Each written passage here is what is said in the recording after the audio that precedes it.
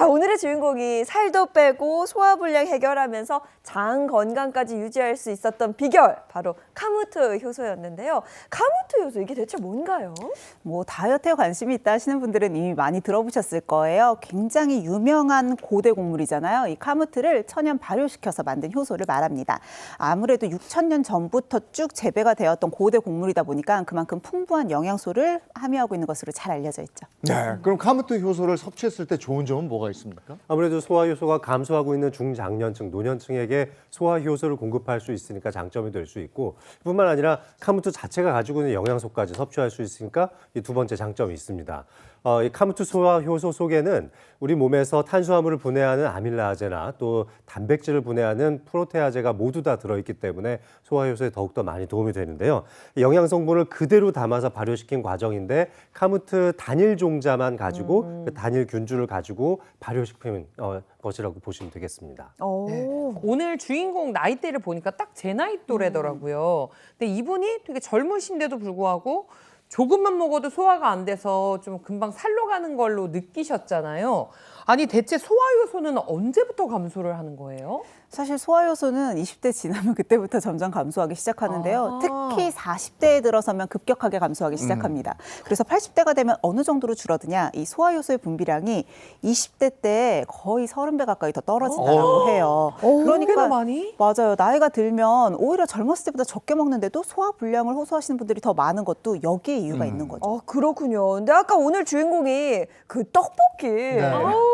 튀김 너무 맛있게 드셨거든요. 근데 이런 정제 탄수화물 소화에 카무트 효소가 좀 도움이 될까요? 정제 탄수화물 자체가 소화가 잘 안 되잖아요. 먹었을 때. 그게 이제 유해균의 먹이가 되니까 장내 환경을 완전 쓰레기장 형태로 만들어 버릴 수 있다는 거죠. 이런 것들이 유해균에 오히려 더 증식을 유발할 수가 있게 되는데, 이것이 체내 염증 반응을 더욱더 촉발시켜서 우리 몸에서 이런 소화 효소가 된 소화 흡수가 되는 것들 에너지원으로 사용되지 못하고 지방의 형태로 계속 쌓이게 변한다는 겁니다. 카무트 효소는 이 안쪽에 들어있는 식이섬유 자체가 장내 미생물 환경에서 먹이 역할을 해주기도 하고 좋은 배지 역할도 해줄 수 있기 때문에 또 발효하는 과정에서 소화 효소도 많이 충족이 되는데, 특히 단백질 분해를 도울 수 있는 이 프로테아제 성분이 들어있다는 게 우리의 소화 효소를 크게 증진시킬 수 있는 장점입니다. 네, 이 카무트 효소 속에는 탄수화물의 분해를 도와주는 알파 아밀라제도 풍부하다라고 설명을 드렸잖아요. 네. 실제로 우리 몸속에서 어떤 작용을 하는지 이해를 돕기 위한 시각적 영상을 준비했거든요. 함께 보시면서 설명드릴게요.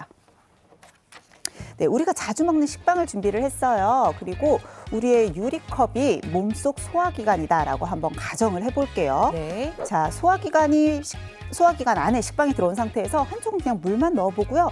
다른 한쪽에는 자, 이게 일반적인 우리 몸이라고 보시면 되고요. 여기에 카무트 효소까지 더해본 후에 어떤 변화가 있는지, 어떤 차이가 있는지를 관찰해봤습니다. 차이가 날까? 4시간이 지나니까 물만 넣은 쪽은 그대로 소화기관의 그대로인 거 식빵이 똑같아요. 그대로 남아있죠. 네. 식빵이 분해되지 않아서 꽉 막혀 있습니다.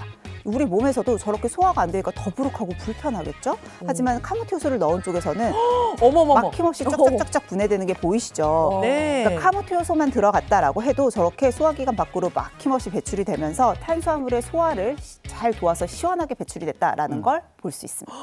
그래서 그랬나 보다. 오늘의 주인공도 뭔가 소화뿐만 아니라 화장실도 잘 가게 돼서 좋다고 말씀을 하셨거든요. 근데 카무트 효소가 장 건강에도 영향을 주나요? 실제 장 건강과 관련된 연구가 있었는데, 이 대장염을 유발시키는 DSS라는 약물을 투여시킨 쥐에게 카무트 효소 식단으로 만들어져 있는 식이를 투여를 해봤더니 어떤 변화가 있는지, 그래서 카무트 효소 식이 식단을 섭취했던 실험군과 또 이것을 섭취하지 않은 대조군 사이에서 비교를 했더니 장내 미생물의 다양성이나 균형이 잘 맞춰지면서 대장염 증상이 완화가 된 거예요. 또 염증성 장질환 관련해서 이 유해균이 감소되니까 증상 완화에 도움을 주는 것을 직접적으로 확인할 수 있었습니다. 밖에 나갈 때마다 막 배 아프고 그래서 화장실부터 확인하고 가는 분들 저 더러 보는데 맞아요. 카무트 효소가 이런 과민성 대장 증후군에도 도움이 됩니까? 네, 실제로 과민성 대장 증후군 환자들을 대상으로 한 연구도 있어서 하나 소개를 해드릴게요. 자, 이 과민성 대장 증후군 환자들을요, 두 그룹으로 나누었어요. 그래서 한쪽 그룹에는 카무트를, 또 다른 그룹에는 듀럼밀을 6주 동안 섭취를 시켰습니다. 이후에 경과를 봤는데요, 카무트를 섭취한 군에서 복부의 통증이나 복부 팽만감 같은 불편한 증상들이 많이 감소했고요. 대변 배변의 주기 또한 규칙적으로 바뀌었다는 긍정적인 결과를 확인할 수 있었죠. 네, 오늘 주인공도 젊었을 때는 먹는 양에 비해서 살이 덜 쪘는데 어느 순간부터 이 바지에 다 잠기지 잠긴다. 않았다 이렇게 이야기를 했는데요.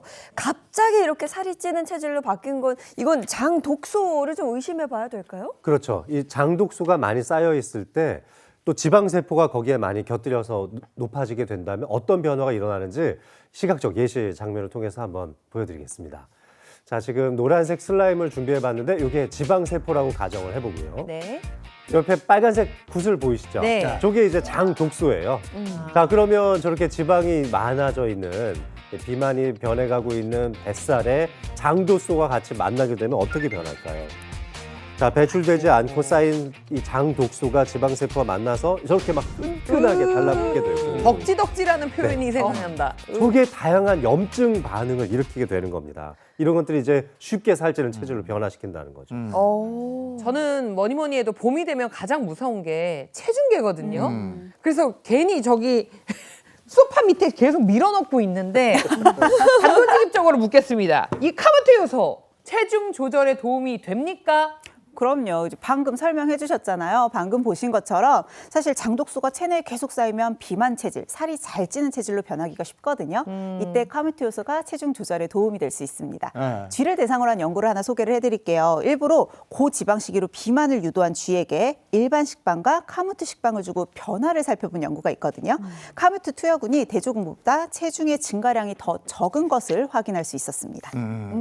아까 효소가 부족하면 내 몸에 지방이 쌓인다 이렇게 얘기하셨는데 그러면 카모트 효소가 지방을 좀 없애주는데도 도움이 됩니까? 네, 카모트가 지방세포에 어떤 영향을 미치는지 건강한 성인 30명을 대상으로 두 그룹으로 나눠서 한쪽에만 이제 카모트 효소를 포함한 식단을 섭취하게 했더니 네. 넉 달 동안 비교를 해봤더니 이 넉 달 만에 지방의 이 체지방량 자체가 3.7% 정도 줄어들었고요. 줄었어요? 그리고 이 혈중 중성지방 수치도 14.8% 감소했다는 연구 결과가 있었어요. 그렇군요. 또 오늘 주인공이 카모트 효소를 챙겨 먹으면서 이 푸석푸석했던 피부가 좋아졌다 이런 얘기를 했는데요.